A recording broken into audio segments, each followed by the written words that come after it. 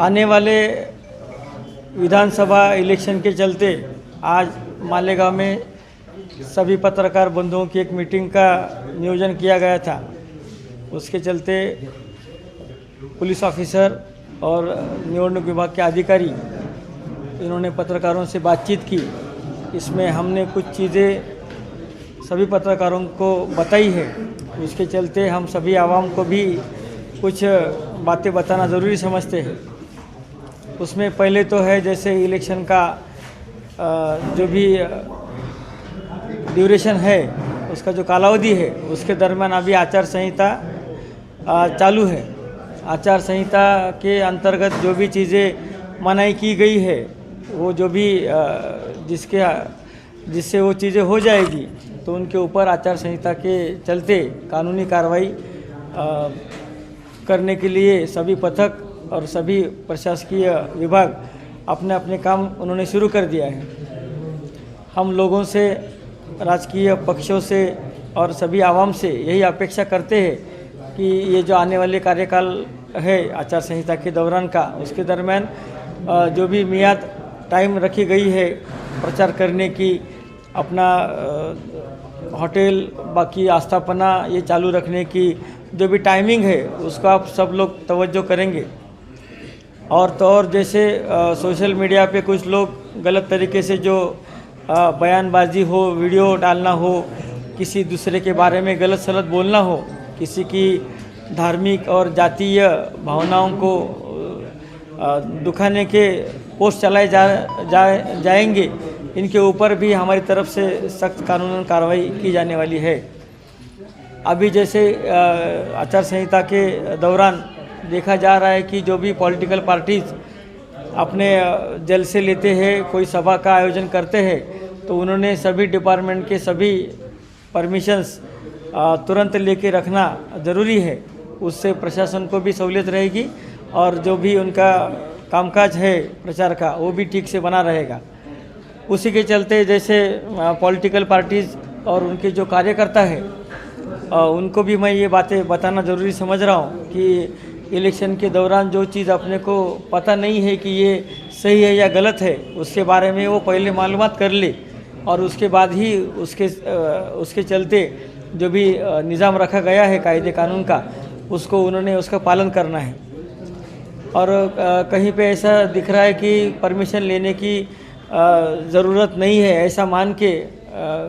गलियों में, गली कूचों में अपने अपने लेवल पे कुछ लोग इकट्ठा होकर प्रचार कर रहे हैं, ये भी गलत है। जैसे मालूमात मिलेगी हम वहाँ पे टीम भेजेंगे, अगर उसमें कुछ बेकायदेशीर ध्यान में आ गया तो तुरंत उसके ऊपर भी कार्रवाई की जाएगी। और ऐसे कामों के लिए कभी कभी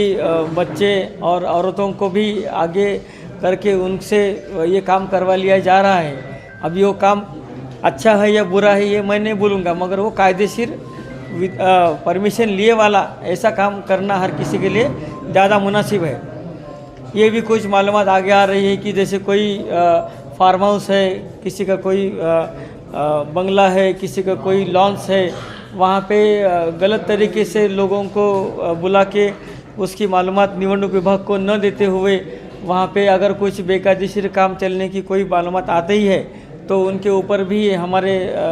जो भी पथक हमने गठित किए हैं उनको भेज के कार्रवाई ज़रूर की जाएगी। इसके लिए भी मैं सभी को पहले से आगाह करना चाहता हूँ। और ये जैसे आचार संहिता लगी है तब से जो पुलिस महकमा है, प्रशासकीय अधिकारी है, उनके अलग अलग पथक है, उन्होंने अपनी जो कार्रवाई है, जैसे फ्लाइंग स्क्वाड है, एसएसटी टीम है, इनका भी पूरा निज़ाम रखा गया है। उसके चलते कुछ कार्रवाइयाँ हमारी तरफ से हुई है और हमको लोगों से मालूमात भी मिल रही है। हमारे जो गोपनीय मालूमात निकालने का जो तरीका रहता है उससे भी हम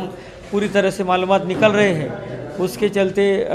हाल ही के दिनों में आयशा नगर पुलिस स्टेशन हो, मालेगांव तालुका पुलिस स्टेशन हो, मालेगांव सिटी पुलिस स्टेशन हो, छावनी हो, ऐसे सभी पुलिस स्टेशन के अंतर्गत जैसे बेकायदेशीर दारू है, कोई वेपन्स है, बंदूक है, तलवार है, और जैसे कोई गुटखा है, ऐसी सब चीज़ों की जैसे मालूमात मिल रही है वैसी कार्रवाइयाँ तुरंत तरीके से की जा रही है। और ये अभी आगे और चालू ही रहेगा। इसमें जैसे आपको देखने को मिलेगा कि हमने कोमिंग ऑपरेशन 2 दिन पहले लिया था, तब पवारवाड़ी पुलिस स्टेशन में रात को जो कार्रवाई हुई उसमें एक बंदूक और एक वेपन भी हमको मिला था। ऐसी जो भी आगे कोमिंग ऑपरेशन हो, नाकाबंदी हो, पुलिस की तरफ से गाड़ियों की तपासनी हो, जो कोई ऑल आउट ऑपरेशन के तहत पुलिस किसी गुनहगारों के घरों तक किसी कॉलोनी में जाएगी, तो आप लोगों को भी कभी हमारा आह्वान है कि आपके अगर पास कुछ मालूमात आती है तो वो भी पुलिस से तुरंत आपने शेयर करना है, और उसके लिए तुरंत कार्रवाई हमारी तरफ से ज़रूर की जाने वाली है। जैसे पहले भी मैंने बोला है कि ये आचार संहिता के कार्यकाल में बाहर की टीमें भी हमने इसमें लगवाई है, जैसे एलसीबी की टीम है, बाकी कोई स्क्वाड्स है, हमारे जो मुखबिर का जो हमारा निज़ाम रहता है वो सब हमने अभी एक्टिव मोड पे कर दिया है, और सभी मालूमात जैसे अभी और आगे बढ़ती जाएंगी वैसे कार्रवाइयाँ की जाने वाली है। सोशल मीडिया के लिए मैं एक बात और ख़ास तौर से बोलूँगा कि कोई अपने इंस्टाग्राम पे, चैनल पे, फेसबुक पे, यूट्यूब पे गलत तरीके से पोस्ट तो नहीं डाल रहा है, डाला तो उसके ऊपर कानूनी कार्रवाई भी की गई है और आगे भी सख्त से सख्त कार्रवाई की जाएगी। उसमें ऐसा देखा गया है कि कोई राजकीय व्यक्ति के चेहरा, उनका नाम, किसी धार्मिक व्यक्ति का चेहरा, नाम लगा के झूठी फेक आईडी बना के कुछ हम डाल देंगे तो कानून हम तक नहीं पहुंचेगा, ऐसा कुछ लोगों का नज़रिया बन गया था। तो इसमें साइबर क्राइम जो हमारी ब्रांच है उसके भी हमने ख़ास 2 लोगों को मालेगांव के लिए रखा है, वो भी उनके ऊपर नज़र रखे हुए हैं। ऐसे बहुत से लोगों को बुला के तुरंत तलब करके उनसे जो भी गलत बात अगर हुई है तो उसके लिए उनको तुरंत ताकीद दी गई है, और जिनके ऊपर कानूनी कार्रवाई बन सकती थी उनके ऊपर एफआईआर भी दाखिल हुआ है। तो ये सब चीज़ों का कुल मिला के ये है कि आचार संहिता के दौरान जो भी अपने देश का संविधान है, जो भी अपने देश का निवडणूक आयोग है, जो भी अपने देश में कायदे का अमल है, उसको आप सब लोगों ने पीछे माजी में भी तवज्जो रखा है, और आने वाले कार्यकाल में भी आपसे ये छोटी बड़ी गलतियाँ न हो ये इसके लिए हम ये सब आपके लिए सुझाव दे रहे हैं।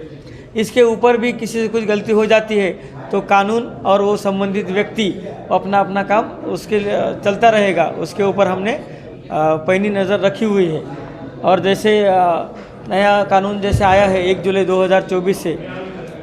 बड़े जो 3 अपने कानून थे उसमें कुछ बदलाव लाके जो लाए गए हैं, उसके अंतर्गत एक बदलाव ऐसा है कि चैप्टर केस चलाने का अधिकार पहले महसूल विभाग के अधिकारियों को था, अभी वो बरकरार है, और एडिशनल एसपी और एसपी साहब इनको भी ये अधिकार दिए गए हैं। उसके तहत अभी जैसे हमने कुछ जो लिस्ट बनवाई है, कुछ लोगों के नाम उसमें जैसे कि कम उम्र के बच्चे हैं जिन्होंने वेपन्स के गुने में उनको हमने अरेस्ट किया था, और जैसे कोई 1 से ज़्यादा गुने उनके ऊपर दाखिल है, जो महिला और बच्चों के गुने में, सीरियस गुने में आरोपी है, ऐसे कुछ लोगों की अलग लिस्ट बनवा के उनके chapter case additional SP office में हम वो चलवा रहे हैं। तो उसके मद्देनज़र भी इलेक्शन के कार्यकाल में और उसके बाद भी वो लोगों से कोई गलतियां ना हो, वो लोगों से दोबारा गुनाह ना हो, उसके लिए उनको बॉन्ड उनसे लिखवा के लेना, उनके जो भी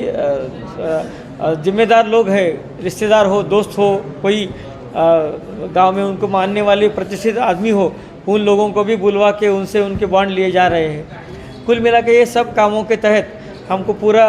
खातिरी है कि जैसे बाहर से अपने तरफ आईटीबीपी का पुलिस फोर्स आया है और आगे भी चल के सीआरपीएफ के लोग आने वाले हैं, तो ये उनका रूट मार्च, पेट्रोलिंग ये इसलिए है कि अच्छे लोगों को ये विश्वास आए कि अच्छे तरीके से सब माहौल है, और पुलिस और सब निवडणूक प्रशासन इनके तरफ से कोई भी भयमुक्त, सब अपने जो इलेक्शन का कामकाज है वो भयमुक्त रहेगा। किसी को कोई दबाव में, किसी के डर में, खौफ में रहने की कोई ज़रूरत नहीं है। इसलिए पूरे इंतजाम हमने अभी तक करके रखे हैं और इसमें और आगे इजाफा ही होने वाला है। कुल मिला के आप सभी लोगों से हमारी अपेक्षा है कि आप सब लोग ये गांव का जो अमन है, ये गांव ने जो अमन का रास्ता पकड़ा है वो रास्ते को हमको छोड़ना नहीं है, वो रास्ते से हट के हमको कोई बरखिलाफ़ एक्शन काम नहीं करना है। और जैसे जिम्मेदार लोगों ने हर बार पुलिस को, प्रशासन को बार बार मालूमात दे के कुछ बातों के लिए सुझाव दे के बार बार मदद की है। ऐसी ही मदद सहकार्य हमको अपेक्षित है। और जो लोग ये चीज़ें मानेंगे नहीं, उनके लिए हम हमारी तरफ से कानूनी कार्रवाई तुरंत करके उनके ऊपर एक्शन कर लेंगे। तो वो लोग भी अभी से खबरदार रहे। उनको भी मैं यहाँ से वार्निंग देता हूँ कि गांव का अमन बिगड़ाने के लिए वो अगर कहीं पे मुझे दिखे तो उनको हम बिल्कुल बख्शेंगे नहीं। उनके ऊपर कड़क कानूनी कार्रवाई तुरंत हम जरूर करने वाले हैं। सर गुना दाखिल हुआ है क्या आचार संहिता का भंग? वो मैं आपको प्रेस नोट में दे दूँगा। शुक्रिया, धन्यवाद सब आप